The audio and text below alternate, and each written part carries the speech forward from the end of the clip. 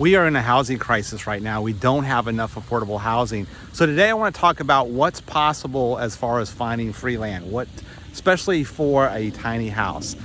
To introduce myself, my name is Troy Funk, and that's Funk, F-U-N-K, Funke, and I'm a Florida real estate broker. I have been in the business, or I have been a resident of Florida, and I've been in sales for almost 4 decades now, and I am currently in Sarasota, Florida. And the site behind me, if you can kind of get a visual on that used to be a mobile home park. I have seen so much change to our area with the gentrification and with all the people moving to the state of Florida. It's estimated that 1,000 people a day are coming to Florida. And where are they all gonna live? Especially if they're looking for affordable housing. We're in a crisis. We don't have enough affordable housing. So what are the solutions if you're looking for land, and especially if you're looking for free land, right? What's possible? Well, have you ever heard of the term ADU, Accessory Dwelling Unit? And basically, if you already own a property, a home site, if the property is zoned and if it's allowed, you can add another property or another structure to your existing site, typically in your backyard, right? So how does that equate to free housing or free land, right? Well, it's basically a buy one, get one free kind of situation. In this market that's changing so much, if you buy a property that, let's just say that they will allow an ADU, they will allow you to build another structure on the site, typically also known as a granny suite, that will enable you to have another home site. So in essence, it's a buy one, get one free opportunity. You buy a house, if you buy that right house with the right lot, you get a free home site to build another structure. So what's really interesting in this market is that those home sites, if you find a property that has that ability to allow you to build another home on it, that piece of property became a lot more valuable and a lot more useful too, as you can get free housing. So I'm walking through Sarasota, and I'm walking in an area that's actually east of the trail. We're in downtown Sarasota, but we're in an area that used to be, I would call it maybe lower middle class, right? And the only reason why it would be lower middle class is that the housing here was a lot less expensive than other parts of Sarasota. And why is that? Because the homes were a lot smaller.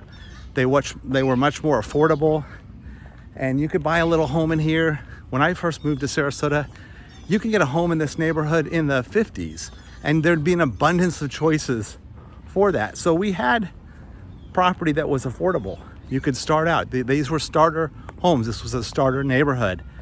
And this being east of the trail, which is interesting because in Sarasota, we have Tamiami Trail, and this same house west of the trail would be double, and it's still that way. Just what has transpired in all this time is these little affordable homes are no longer affordable. People are buying these little houses, they're tearing them down, and they're building $1 million homes. So this is not an affordable neighborhood anymore, and that seems to be kind of consistent throughout the state of Florida, especially in areas that are desirable. So we are losing affordable homes. The older homes are being torn down to build these $1 million type homes. The idea is land is real valuable, and if you can find property that has good land on it, look for opportunities where you could build a second house. A second house, not maybe as I refer to as granny suites for a parent, or a second house for maybe your child. If you're building a home and you're concerned, how are my children going to be able to afford an extra home, or a home when they start their journey on life? Well, if you have the home site available for them, it's an opportunity. So they're not living in your house, they're living in your backyard. And you'll typically see that on older homes, that they're on much bigger lots. So there's possibility there. And what I've noticed is if you can find a home that's at the end of a cul-de-sac, they typically have real big backyards, which is ideal. Been in a market where we're seeing a lot of adjustments the opportunity to buy a property that could have 2 home sites on it is very attractive, especially when we're in a market where we need affordable housing. When I first got in the business, I bought my first home when I was 21, and when I was 24, we moved up. I was doing very well, and at that price point, I was looking to spend about $120,000 for a house. So here are my choices. I could have a brand new house built in a beautiful neighborhood in Sarasota, but it was a way out, known as Moat Ranch. Or I could buy an older home close to Sarasota, west of the trail. Now, as I said, west of the trail is about double of what this neighborhood was. And I chose the new house. I mean, I was young, and why wouldn't I choose a brand new house, right? Well, I chose house over dirt. And how did that end up paying off? Well, here we are, 30 years plus later. The house in Moat Ranch and the house west of the trail. The house west of the trail is worth double what the house in Moat Ranch is worth. So I made a bad investment decision if I'm looking at opportunity of buying house over dirt. Well, this is really the same situation here.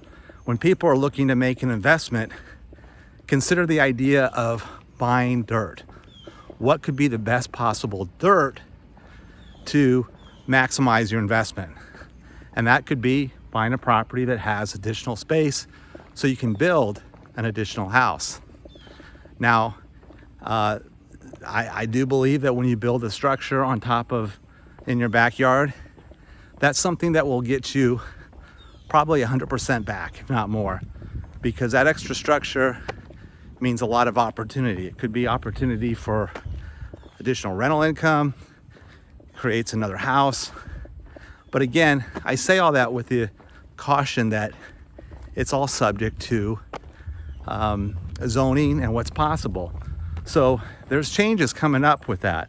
And since we are in such an affordable housing crisis right now, some of these changes are that we're starting to see more counties across Florida, more cities allowing ADUs. And ADUs with that, they all have different rules and regulations, but it's something very, very serious to look into if you're looking at the possibility of how can I find land for affordable housing. It's actually a lot cheaper to buy a property that already has the land involved with it as opposed to going out and buying a separate lot. Now this area, for example, you're looking at least 300 plus to buy a lot, and they don't have any for sale. So what does that mean? It means that you're going to have to pay 400 to buy one of these homes and then tear it down. So in essence, you're paying $400,000 for the lot, but that's also with the idea that you're going to have to tear it down. Now, without tearing it down, what is a house worth? Well, it's probably still worth $400,000, right? So the structure really doesn't have a lot of value anymore because the properties have appreciated so much. But ideally, the dirt is where the value's at, and it really is always where it's going to be at, right? So you want to find the best possible dirt. Now, this is challenging when people are looking at properties that are brand new, like myself. I regret, if I look at it from a investment point, going backwards, had I had the choice to make it again, a brand new house or a house in an area that's going to appreciate considerably well. Young, I would have definitely purchased the better investment, which would have been an older house on a good lot. So ideally, we're still at that place point. There are areas that will appreciate much faster than newer homes. And these are areas that are in closer to a lot of amenities, like this area. This is actually a really good area. But you're seeing a lot of older homes. Well, these all older homes are going to go away one day. You know, when the dirt is worth close to $500,000, you can't have a little home on it anymore. I mean, the highest and best use becomes a newer house. So a lot of these homes are just waiting to eventually be torn down. So again, that just takes all the affordability out of it. Now, if you buy one of these homes right now and it has a big backyard, well, score. Now you've got an opportunity to build, to maybe keep that older home and then still have a free home site. Buy one, get one free. So there's a lot of utility in really evaluating property. So let's just say that a property is not currently zoned for ADUs, that they will not allow ADUs. Well, I would still focus on buying property that has good land, because things are changing real quick. I mean, we are in a crisis, we need affordable housing, and with that, the laws are changing as well. So it's somewhat of a calculated risk when you buy property, saying, no, it's not zoned to do this yet, but the possibility exists that it's going to happen. Now, ideally, like on a property that I'm walking by right now, it's a corner lot. You can kind of see by the back, it's got a lot of space.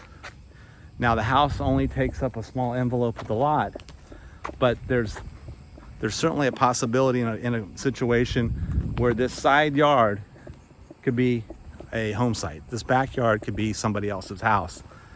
To do that, you need to own this structure. So quality dirt means everything right now, especially in a market where we're seeing affordability as such an issue. It's an opportunity that if you're gonna buy, think about buying the right house. Nope, let me say that wrong. Let me think about buying the right dirt, not necessarily the right house.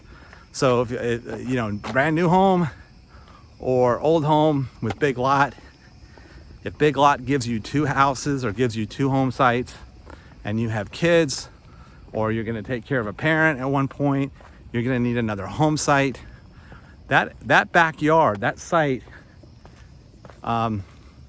is valuable.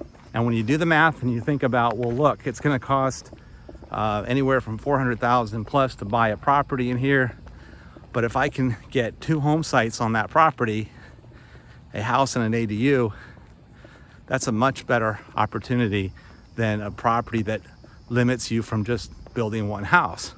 So if you own a property that has a big backyard and ADUs are allowable, well, again, then you've got a great opportunity. That has given you something that you can use. It's a usability factor. So free housing, free land, the opportunity exists if you buy right. And that's kind of thinking outside of the box and thinking, how valuable is land? How valuable is location? Is that more important than the structure? If you're looking from an investment point, absolutely. Is buying a little house in an area like this a good investment? Even though you're not getting a lot of house for your money, when you look at the fact that the dirt is equal to the house is free. The house is just a placeholder until someone eventually builds a brand new house. So homes in the right areas, are certainly always a good opportunity for investment. This area is so much in demand that people want to live close to the city. They want to live close to the amenities.